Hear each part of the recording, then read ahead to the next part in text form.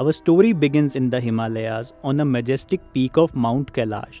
This is the divine home of Lord Shiva and his consort, goddess Parvati. Lord Shiva is a Mahayogi, great ascetic. He embodies pure, unchanging consciousness. He is often covered in sacred ash and absorbed in deep, long meditation, focusing on the absolute truth.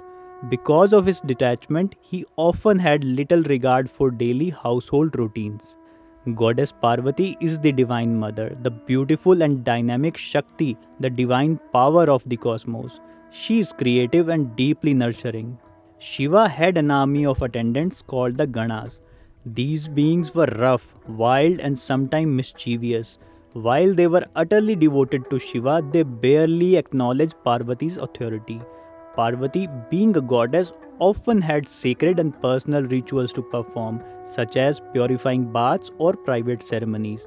She felt that her space and privacy were constantly being disturbed because of the Ganas, who were supposed to guard the entrance, would always obey Shiva's wishes over hers. She lacked a personal, devoted, and absolutely trustworthy guardian. One day, Parvati was preparing for a very important purification bath. She resolved that she would no longer rely on Shiva's attendant. She longed for a companion, a son, who would be bound to her by absolute love and obedience. Parvati decided to create this perfect guardian herself. She gathered the sandalwood paste, turmeric, fragrant oils from her body, and purifying earth she had prepared. These substances contained her spiritual and bodily essence. She mixed them with pure water. With immense focus and love, she shaped the clay into the form of a strong, beautiful, and courageous young boy. This was no ordinary clay. It was imbued with the energy of Divine Mother herself. Parvati then channeled her boundless Shakti into the statue. With the breath, she brought the figure to life. The young boy opened his eyes, immediately recognizing his creator, and knelt before her. He was perfect, filled with intelligence and total, unquestioning devotion to his mother. He was her true son, born from her love and essence. Overjoyed, Parvati gave him his first crucial and very strict command. My son, I am going inside to perform my sacred rites. You are the master of this entrance. Allow no one, not the Ganas, not any god, and not even my husband, Lord Shiva, to enter until I personally tell you to move. Do you understand? Your sole duty is to me. The son stood tall, clutching a staff.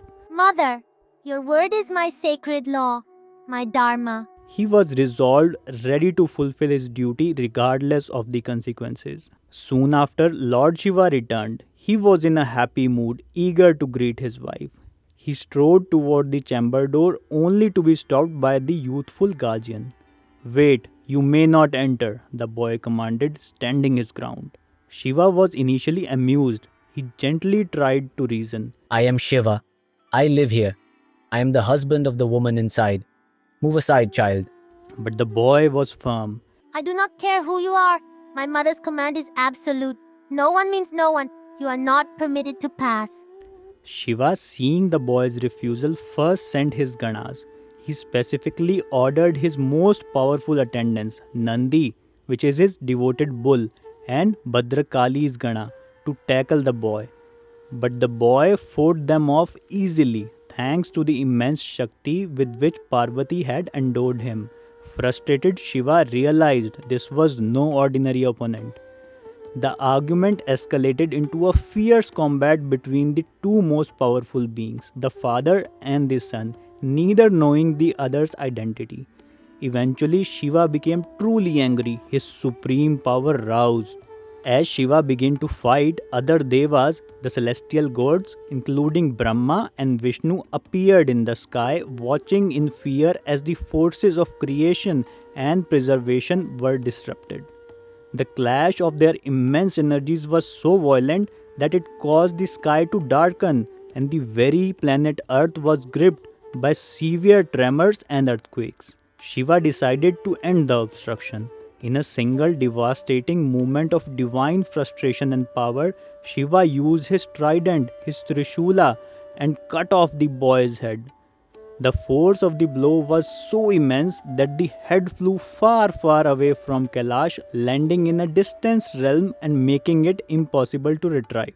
When Parvati heard the noise and sensed the destruction of her creation, she rushed out. Seeing her son lying lifeless, her grief was immeasurable and her fury was catastrophic.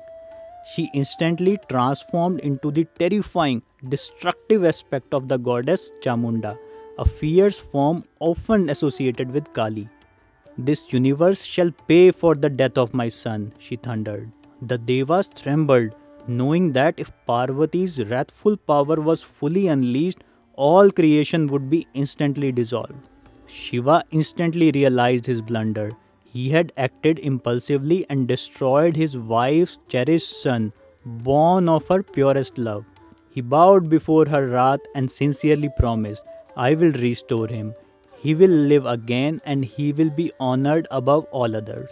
To do this, Shiva commanded the celestial beings to search for a new head, but with a precise instruction.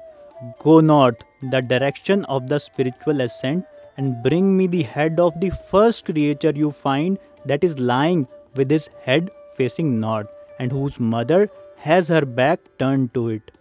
An important thing to note here, while some retellings mention Vishnu helping find the head, the established Puranic narrative usually has the Ganas and other Devas retrieve it. Vishnu's main role here is to pacify Parvati.